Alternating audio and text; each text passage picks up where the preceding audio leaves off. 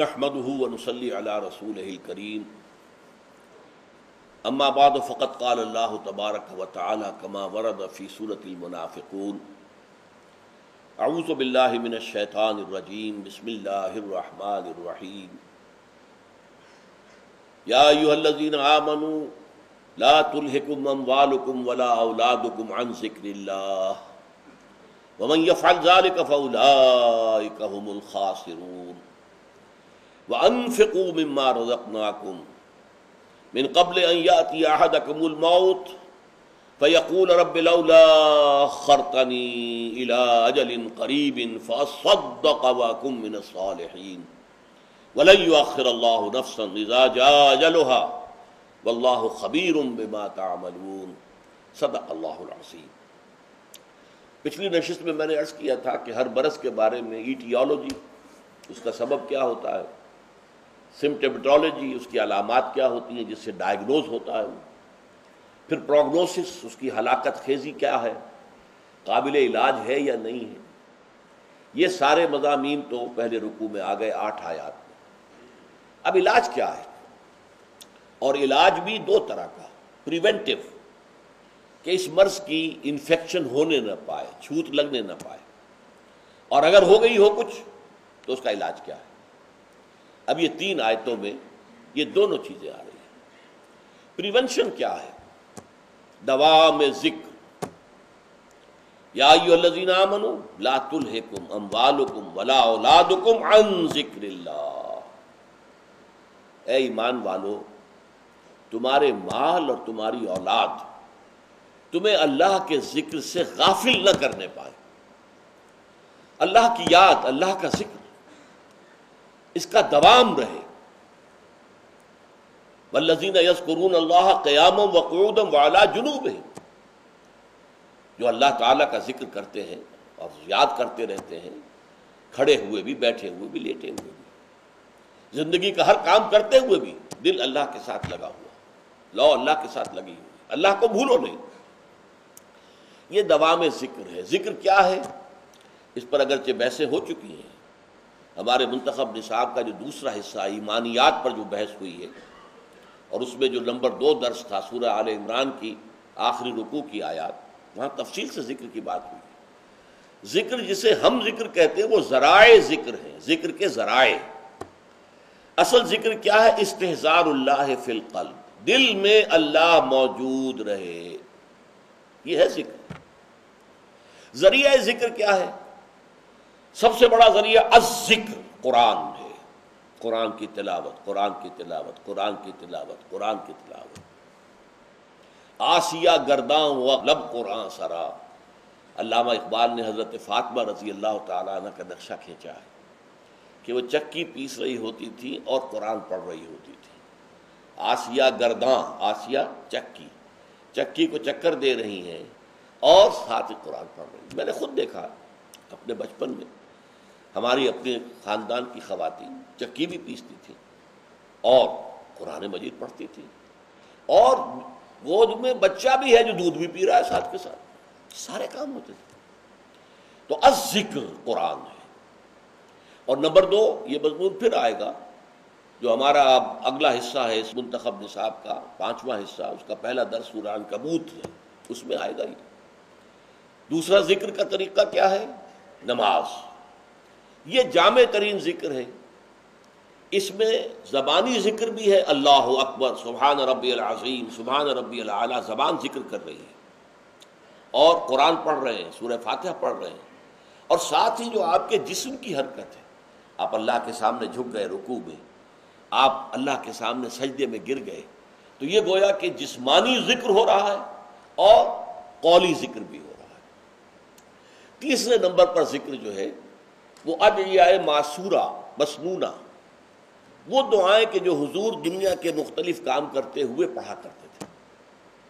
صبح اٹھے ہیں تو دعا ہے، بیت الخلاء میں جا رہے ہیں تو دعا ہے، باہر نکلے ہیں تو دعا ہے، وضو کے لیے بیٹھے ہیں تو دعا ہے، ہر عضو کو دھوتے ہوئے دعا ہے، پھر یہ کہ گھر سے نکلے ہیں مسجد کے لیے تو دعا ہے، مسجد میں داخلہ ہے تو دعا ہے، کوئی کام ہے ہی نہیں۔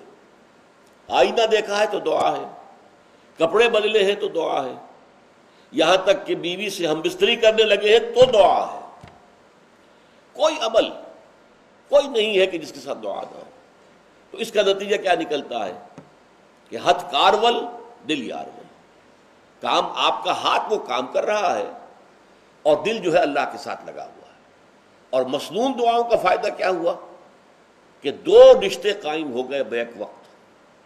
ایک رشتہ اللہ کے ساتھ، آپ دعا تو اللہ سے کر رہے ہیں نا، ایک رشتہ حضور کے ساتھ کہ دعا مسنون ہے، آپ وہ الفاظ پڑھ رہے ہیں، اپنی زبان سے ادا کر رہے ہیں جو نبی اکرم صلی اللہ علیہ وسلم کرتے تھے۔ یہ جو دوام ذکر ہے یہ ہے در حقیقت نفاق کو دور رکھنے کا ذریعہ۔ یہ تو جب دل خالی ہوتا ہے ذکر سے تب آ کر شیطان پھونکے مارتا ہے، اشتعال پیدا کرتا ہے نفس امارہ کے اندر، حیوانی خواہشات کو بھڑکاتا ہے، اور اسی کے نتیجے میں پھر آپ کو معلوم ہے کہ اپنے دینی فرائض کو ادا کرنے میں گریز ہوا، پھر اس میں جھوٹے بہانے ہوئے، پھر جھوٹی قسمیں ہوئیں، اور بالآخر عداوت پیدا ہو گئی مسلمانوں سے اور ان کے قائد سے۔ یہ طریقہ ہے رفتہ رفتہ اس نفاق کے بڑھنے کا۔ اصل بات کیا ہے؟ دل خالی ہے، خانہ خالی را دیو را می گیرت، کہ جو خانہ خالی ہوتا ہے، گھر خالی ہو، اس میں جن آ کر آباد ہو جاتے ہیں۔ اسی طریقے سے یہ جو خانہ خالی ہو جائے گا، اللہ کی یاد سے غافل ہوگا دل، اس کے اندر جو ہے شیطان اپنا ڈیرا لگائے گا۔ اور اسی لیے کہا گیا ہے، علامہ اقبال نے کہا ہے، کشتن ابلیس کار مشکل است زاں کہ او گم اندر اعماق دل است۔ ابلیس کو مار دینا آسان کام نہیں ہے، شیطان کو، اس لیے کہ وہ تو انسان کے دل کے اندر بیٹھ جاتا ہے، گہرائی کے اندر جا کر۔ جب دل خالی ہوگا اللہ کے ذکر سے تو گویا کہ شیطان اسے اپنا مسکن بنا لے گا۔ تو یہ ہے اصل ذریعہ۔ اسی کے ضمن میں کہا گیا ہے سورہ نور میں، رجال لا تلہیہم تجارت ولا بیع عن ذکر اللہ، وہ جوان مرد، اس لیے کہ اس کے لیے بڑے حوصلے کی ضرورت ہے، شیطان کو وارڈ آف کیے رکھنا، بھاگا چلا جائے۔ جیسا کہ آتا ہے حدیث میں کہ شیطان جو ہے جب دل خالی ہو، ذکر سے غافل ہو، تو وہ اپنی تھوتنی جما کر دل کے اوپر پھونکے مارنی شروع کرتا ہے، اور اگر اللہ کا ذکر کرتا ہے انسان، لا حول ولا قوت الا باللہ کہتا ہے، شیطان بھاگ جاتا ہے۔ تو اسی طریقے سے to ward off the evil, اس برائی کو ختم کرنے کے لیے، دور رکھنے کے لیے کہ اس کی چھوت نہ لگنے پائے، اس کے لیے دوام ذکر ہے۔ چنانچہ ہم نے دیکھا سورہ جمعہ کے دوسرے رکوع کے اندر بھی 2 دفعہ لفظ ذکر آیا ہے، یا ایھا الذین آمنوا اذا نودی للصلاۃ من یوم الجمعۃ فاسعوا الی ذکر اللہ وذروا البیع ذالکم خیر لکم ان کنتم تعلمون۔ پھر فرمایا فاذا قضیت الصلاۃ، صلاۃ اور خطبہ جو ہے وہ تو یقیناً ذکر ہی ذکر ہے۔ جب نماز اور خطبہ ادا ہو چکا، فاذا قضیت الصلاۃ فانتشروا فی الارض وابتغوا من فضل اللہ، جاؤ اب اللہ تعالیٰ کے فضل کو تلاش کرو، رزق کا لیے کاروبار ہے، دکانداری، جاؤ کرو۔ واذکروا اللہ کثیرا لعلکم تفلحون، لیکن اللہ کا ذکر کرو کثرت کے ساتھ تاکہ تم فلاح پاؤ۔ یہ ذکر کثیر یا جسے ذکر دوام کہا جاتا ہے، یہ ذکر کثیر، ذکر دوام، کہ انسان جو ہے ہر وقت اللہ کی یاد سے اپنے دل کو معمور رکھے، بلکہ موقع اگر ہے تو زبان بھی ذکر سے تر رہے، زبان بھی ذکر کر رہی ہو، جسے ہم ذرائع ذکر کہتے ہیں وہ بھی انسان اختیار کرے۔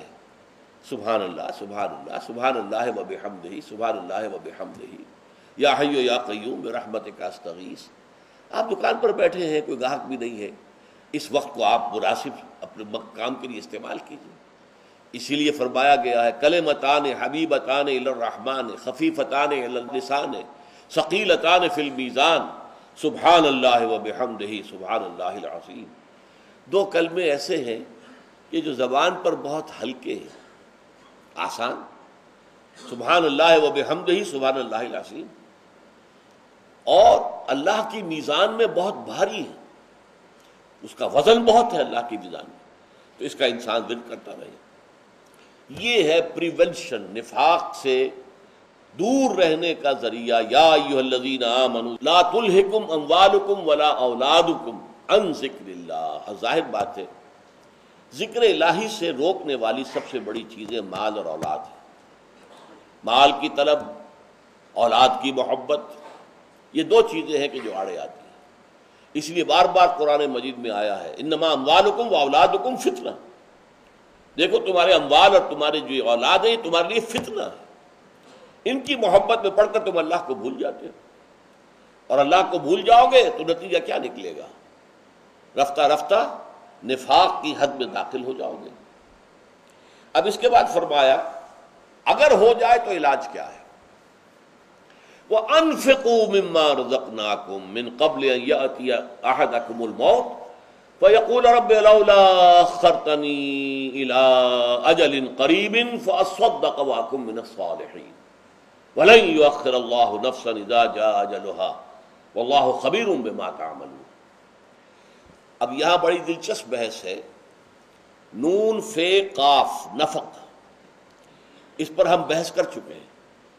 اس سے اسم بنا نفقن، اس کے معنی سرنگ جس کے دو منہ ہوتے ہیں۔ دوسرا اسم بنا نافقا، گوہ کا بل جس کے دو منہ ہیں، اپنی حفاظت کے لیے وہ اس کے دو منہ رکھتا ہے تاکہ اگر ادھر سے کتا آئے تو ادھر بھاگ جائے، ادھر سے کتا آئے تو ادھر بھاگ جائے۔ لیکن یہ لفظ جب ورب کی شکل میں آتا ہے تو اس کے معنی کچھ اور ہیں۔ نفقہ، نفقہ ماضی کا فعل، خرچ ہو گیا، ختم ہو گیا، صرف ہو گیا، کھپ گیا، یہ اس کے معنی ہے۔ نفقت الدراہم، پیسے ختم ہو گئے، اناج ختم ہو گیا، نفقہ۔ اور نفق الفرس، گھوڑا کام آ گیا، گھوڑا مر گیا۔ بس یہ کہ کوئی مجاہد ہے یا اور کوئی ہے، کوئی گھوڑے کے اوپر سوار ہو کر وہ جنگ میں حصہ لے رہا ہے، اب وہ تیر جو ہے وہ گھوڑے کی گردن میں آ لگا ہے، گھوڑا کا ختم ہو گیا، اسے بھی کہیں گے نفق الفرس، گھوڑا تو کام آ گیا، گھوڑا ختم ہو گیا۔ اس نفقہ سے باب افعال بنتا انفاق، انفاق افعال۔ انفاق کے معنی خرچ کر دینا، لگا دینا، کھپا دینا، صرف کر دینا۔ یہ لفظ ہے جو قرآن مجید کا، اور خاص طور پر ان صورتوں کا، سورہ حدید سے شروع ہو کر جو سورہ تحریم تک جاتی ہیں 10 صورتیں، ان کے مرکزی الفاظ میں سے انفاق ہے۔ انفاق خرچ کرنا، لگا دینا۔ یہ انفاق مال کا بھی ہے اور جان کا بھی ہے، اور مال اور جان دو چیزیں علیحدہ نہیں ہیں۔ آپ جان کھپاتے ہیں تو مال کماتے ہیں، مال آپ کے پاس ہے تو آپ کسی کو مزدوری پر رکھ سکتے ہیں، سیدھی سیدھی بات ہے۔ آپ کے پاس پیسہ ہے، آپ بڑے سے بڑے ایکسپرٹ کی جو ایکسپرٹیز ہے، جو اس نے بڑی محنت سے صلاحیت حاصل کی ہے، آپ اس کو استعمال کریں گے، فیس دیں گے، اللہ اللہ خیر سن۔ تو مال اور جان دونوں کے لیے، اس لیے میں نے نفق الفرس، گھوڑا مر گیا تو یہ تو جاندار ایک شے ہے۔ اسی طریقے سے نفقت الدراہم، پیسے ختم ہو گئے۔ تو انفاق مال و انفاق نفس، اگرچہ نفس کے لیے انفاق نہیں بذل کا لفظ آتا، بذل نفس، اور نفس سے مراد کیا ہے؟ آپ کی صلاحیتیں ہیں، آپ کی قوتیں ہیں، آپ کی ذہانت ہے، فطانت ہے، آپ کے اندر پلاننگ کی صلاحیت ہے، آپ دور اندیش ہیں، پتہ چلا لیتے ہیں کہ مارکیٹ میں اب کس چیز کی ڈیمانڈ آنے والی ہے، وہ سٹور کر لیتے ہیں، وغیرہ وغیرہ۔ پھر یہ کہ سب سے بڑی آپ کی ایسٹ آپ کا ٹائم ہے، اسی وقت کو لگا کر آپ پیسہ بناتے ہیں، اسی کو لگاتے ہیں۔ اب ان تمام چیزوں کو اللہ کے دین کے لیے لگانا، یہ انفاق ہو جائے گا۔ اور ایک انفاق مال ہے، جو بھی اللہ نے تمہیں مال دیا اسے اللہ کی راہ میں خرچ کرو، صرف کرو۔ تو نفاق کا اب یہ بڑی خوبصورت ایک بن گئی ہے کنسٹرکشن۔ نفاق کا علاج انفاق، اس لیے کہ مال کی محبت شدید ترین ہے۔ انہ لحب الخیر لشدید، مال کی محبت میں انسان نہایت شدید ہے۔ مال کو دل سے نکالا جائے، خرچ کیا جائے، اللہ کی راہ میں دیا جائے تو اندر سے نفاق دھلنا شروع ہو جائے گا، برف کی طرح پگھلنا شروع ہو جائے گا۔ لہذا انفاق ہے در حقیقت وہ شے کہ جس سے اگر نفاق پیدا ہو گیا ہے تو اس کا ازالہ ممکن ہے۔ یہ علاج بالضد ہے۔ مال کی محبت سے نفاق پیدا ہوا، مال کے خرچ سے نفاق کا علاج ہوا، علاج بالضد، جیسا کہ ہمارے ہاں سارا میڈیسن میں بھی اور طب میں بھی علاج بالضد ہوتا ہے۔ ہومیوپیتھی میں علاج بالمثل ہے، جو مرض ہے اسی کی کوئی شے جو ہے اس کو بڑی، وہ جو ان کے ہاں اسٹرینتھ کہلاتی ہے اس میں دی جائے تو باڈی میں ریزسٹنس پیدا ہو جاتا ہے اس مرض کے خلاف. یہ ہے علاج بالمثل. اور علاج بالضد یہ ہے کہ آپ مرض کے خلاف جو بیکٹیریا ہیں، جو جراثیم ہیں، ان کو ختم کرنے والی جراثیم کش دوا جو ہے وہ آپ استعمال کر رہے ہیں. اسی طریقے سے جیسے میں نے کہا کہ مال کی محبت سے نفاق پیدا ہوا، اسی مال کو خرچ کرو گے، انفاق کرو گے تو یہ نفاق کا علاج بن جائے گا. اس کا جو ہے سورہ حدید کے اندر کے جو ام المصبحات اور اس پورے سلسلہ 10 سور کا جو سلسلہ ہے وہ جامع ترین صورت ہے. اور ہمارا آخری حصہ جو ہے اس منتخب نصاب کا وہ سورہ حدید ہی پر مشتمل ہے.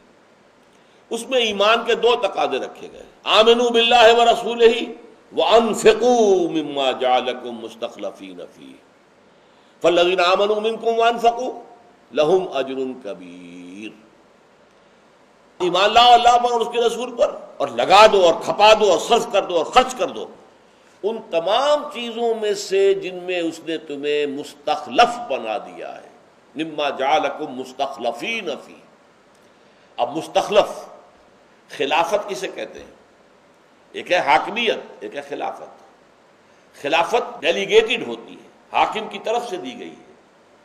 اسی طریقے سے ہمارا پورا جسم جو ہے وہ ہمارے پاس ایک امانت ہے اللہ کی. اللہ نے ہمارے مصرف میں اس کو دے دیا ہے. ہم چاہیں اس ہاتھ سے جو چاہیں کام کر لیں، اچھا کام کر لیں، برا کام کر لیں. ان ٹانگوں سے چوری کرنے کے لیے بھی جا سکتے ہیں اور مسجد میں جا کر نماز پڑھنے کے لیے بھی جا سکتے ہیں. تو یہ ہمارے پاس، ہم مستخلف ہیں.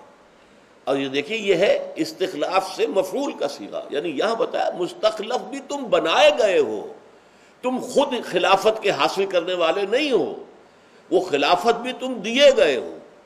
تو جس چیز میں خلافت دی گئی، اب اس میں جامعیت ہو گئی. جب میں نے ابھی بیان کیا تھا اس میں جان بھی ہے، اس میں مال بھی ہے، اس میں اولاد بھی ہے. اللہ نے اولاد تمہیں دی ہے، اسے خرچ کرو اللہ کے دین کے لیے، صرف کرو، انہیں تیار کرو، ان کو ٹرین کرو کہ وہ اللہ کے دین کی خدمت کر سکیں.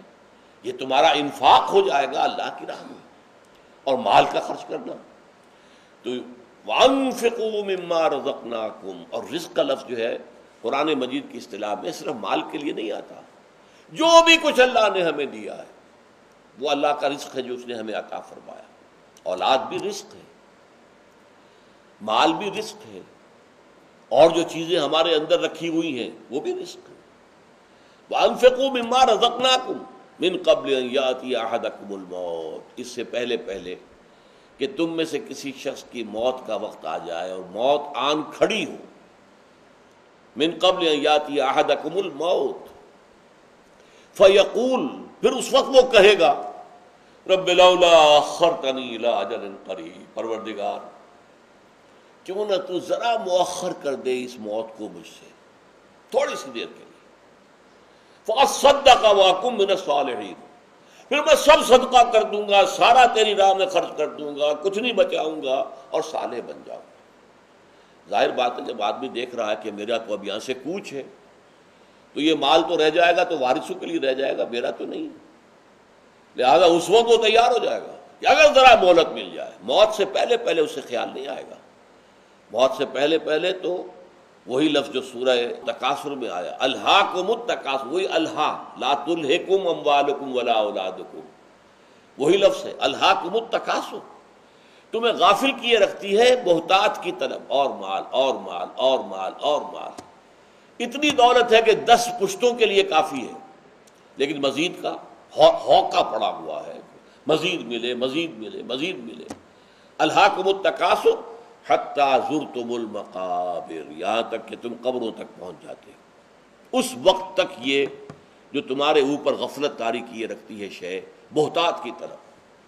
تو وہی یہاں پر فرمایا لا تلہکم اموالکم ولا اولادکم عن ذکر اللہ ومن یفعل ذلک فاولئک هم الخاسرون وانفقوا مما رزقناکم من قبل ان یاتی احدکم الموت فیقول رب لولا اخرتنی الی اجل قریب. اے اللہ کیوں نہ تو ذرا تھوڑی دیر کے لیے مؤخر کر دے میرے اس وقت کو، اس موت کو.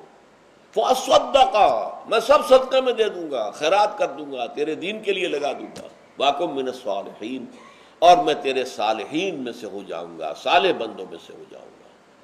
لیکن اللہ کا تبصرہ کیا ہے؟ وَلَن يُؤَخِّرَ اللَّهُ نَفْسًا إِذَا جَاءَ أَجَلُهَا، ہرگز اللہ مؤخر نہیں کرے گا کسی کے وقت کو۔ وہ اجل جب آ گئی، اجل معین، وہ موت کا وقت جو اللہ کے علم میں معین ہے ہر شخص کے لیے، وَلَن يُؤَخِّرَ اللَّهُ نَفْسًا إِذَا جَاءَ أَجَلُهَا، جب اس کی وہ اجل آ جائے گی تو اللہ تعالیٰ ہرگز ہرگز ہرگز کسی کے لیے، یہ لام اور نون کے ساتھ جو نفی آتی ہے یہ انتہائی تاکیدی ہوتی ہے، انتہائی تاکید۔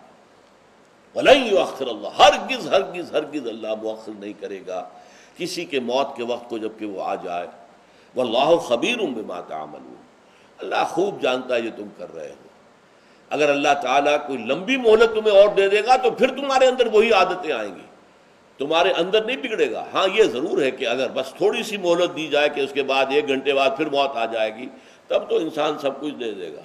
لیکن یہ ہے کہ اگر اللہ کی طرف سے مہلت طویل ہو جائے تو پھر انسان جو ہے اسی طرح دنیا کا بندہ بن جائے گا، اور مال اور دولت اور حوث کا جو ہے وہ پجاری بن جائے گا۔ تو ان 3 آیات میں جیسا کہ میں نے عرض کیا، نفاق سے بچنے کا ذریعہ ذکر کثیر یا ذکر دوام، اور اگر نفاق کی چھوت لگ جائے تو اس کا علاج انفاق انفاق انفاق، اور اس کی حد آخری کیا ہے؟ پوچھا گیا یسألونک ماذا ینفقون قل العفو، پوچھتے ہیں کتنا خرچ کریں، کہہ دیجئے جو بھی تمہاری ضرورت سے زائد ہے، ضرورت کی حد تک ریٹین کرنا جائز، اس سے زیادہ ایمان کے منافی ہے۔ ایک ایمان جو ہے اس کے قواعد و ضوابط ہیں، ایک اسلام ہے، قانون یہ ہے کہ آپ نے حلال ذریعے سے کمایا، زکوٰۃ دے دی، اب یہ مال آپ کا ہے، آپ خرچ کریں، جمع کریں، جائیداد بنائیں، اولاد کو وراثت منتقل ہو، یہ سب جائز ہے۔ ہاں اپنی مرضی سے مزید خرچ کریں، جو بھی کر سکتے ہیں۔ ایک ایمان اور احسان کا تقاضا ہے، وہ یہ ہے کہ اپنی ضرورت کے علاوہ کوئی شے اپنے پاس نہ رکھی جائے۔ یہ ہے وہ سطح جس پر محمد رسول اللہ نے زندگی گزاری ہے، کبھی کوئی دولت اپنے پاس نہیں رکھی۔ ایک دن فجر کے بعد حضور نماز پڑھتے ہی، سلام پھیرتے ہی فوراً جو ہے صفوں کو پھلانگ کر اپنے حجرے میں گئے۔ حیران ہوئے لوگ، کیا بات ہے، کیا آپ کو حاجت لاحق ہو گئی ہے؟ واپس آئے، پوچھا، فرمایا کہ سونے کی ایک ڈلی، ایک ٹکڑا جو ہے رات آیا تھا کہیں سے، وہ ہدیہ آیا ہوگا اور رات گزر گئی اس پر، میرے پاس رہا ہو۔ مجھے اس کا خیال آیا نماز میں، تو میں نے کہا کہ جب تک سب سے پہلے جا کر میں اسے اللہ کی راہ میں خیرات نہ کراؤں، میں اب نماز کا بقیہ حصہ جو ہے، یا جو صحبت ہوتی تھی صلاۃ فجر کے بعد صحابہ کے ساتھ، آپ گفتگو کرتے تھے، پوچھتے تھے، کسی نے کوئی خواب دیکھا، لوگوں کی مزاج پرسی کرتے تھے، وہ تو اصل میں ایک جماعت کا اجتماع ہوتا تھا نا۔ اب ہمارے یہاں تو صرف ایک عبادت ہے، سلام پھیری اور گئے، نہ امام سے کوئی رشتہ ہے، نہ کوئی تعلق ہے، نہ امام قائد ہے آپ کا، نہ امام ہے، وہ تو 2 رکعت کا امام ہے، اللہ اللہ خیر صلی اللہ۔ لیکن جو اصل ایک دعوت ہوتی ہے، تحریک ہوتی ہے، اس کا قائد نماز پڑھا رہا ہے تو وہ تو اس کے بعد بیٹھتا ہے، ان سے گفتگو کرتا ہے، ان کے احوال کی پرسش کرتا ہے، ان سے پوچھتا ہے۔ اکثر آپ پوچھتے تھے کسی نے کوئی خواب دیکھا، کیا خواب دیکھا، تو اس طرح کی بات۔ لیکن آپ نے اتنی دیر بھی گوارا نہیں کی، پہلے جا کر اس سونے کی ڈلی جو بھی تھی یا جو ٹکڑا تھا اس کو وہاں سے خیرات کر کے واپس آ۔ یہ ہے اصل میں نفاق کے مرض کو دور کرنے کے لیے جو تیر بہدف نسخہ ہے جو قرآن مجید نے عطا کیا ہے۔ اللہ تعالیٰ سے دعا ہے کہ اللہ ایک تو ہمیں نفاق کی چھوت لگنے نہ دے۔ میں نے اس سے پہلے عرض کیا تھا کہ نفاق اصل میں کن لوگوں پر حملہ آور ہوتا ہے آج کے دور میں؟ عام لوگوں میں ضعف ایمان ہے، جہالت ہے، نادانی ہے، نفس پرستی ہے، جو چاہے کہہ لیں آپ، لیکن نفاق نہیں ہے۔ نفاق کن پر آئے گا؟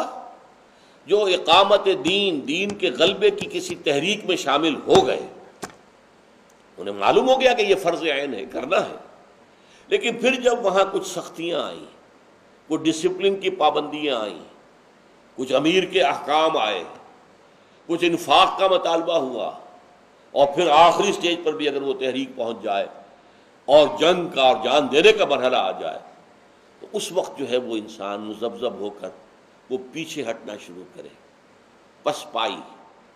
اس کو قرآن مجید میں سورہ مائدہ میں ارتداد بھی کہا گیا ہے، مَن یرتد منکم عن دینہ۔ وہاں پر بھی مراد قانونی ارتداد نہیں ہے، اسلام کو چھوڑنا نہیں ہے، بلکہ اندر ہی اندر، اوپر تو ٹھیک ہے اسلام ہے، اندر ہی اندر پسپائی ہو رہی ہے، باطنی طور پر پیچھے ہٹ رہے ہیں، اور اس میں پھر جھوٹے بہانے، پھر جھوٹی قسمیں، پھر آخر کار عداوت اہل ایمان کے ساتھ۔ یہ جن لوگوں میں ہو سکتا ہے وہ وہی ہوں گے کہ جو دین کی اس تحریک میں شامل ہونے کے بعد اس پروسیس سے گزر رہے ہوں، وہ ہے اصل منافق۔ البتہ یہ بات نوٹ کر لیجئے کہ نفاق کا معاملہ شخصاً کسی کے بارے میں ہم الزام نہیں لگا سکتے، ہمیں اختیار نہیں ہے۔ حضور کر سکتے تھے، حضور نے کیا ہے، غزوہ تبوک کے بعد کیا، لیکن کیا ہے۔ حضور کو وحی کے ذریعے سے بھی معلوم ہوتا تھا، اور اللہ تعالیٰ نے جو بصیرت باطنی آپ کو عطا فرمائی تھی اس سے بھی معلوم ہوتا تھا۔ لیکن حضور کے بعد یہ ایک صحابی کا قول بھی ہے کہ نفاق عہد رسالت میں تھا، اس کے بعد اب یا کفر ہے یا اسلام ہے، تھرڈ کیٹیگری کوئی نہیں ہے جس کو ہم بیان کر سکیں۔ یہ تھرڈ کیٹیگری جو ہے وہ دور، جبکہ وہ ایک تحریکی دور تھا، ایک انقلابی جد و جہد جاری تھی، جان اور مال کے ایثار اور قربانی کا تقاضا آ رہا تھا پہم، وہ وقت تھا جب کہ در حقیقت نفاق کا مرض پروان چڑھا ہے۔ بارک اللہ لی ولکم فی القرآن العظیم ونفعنی وإیاکم بالآیات والذکر الحکیم۔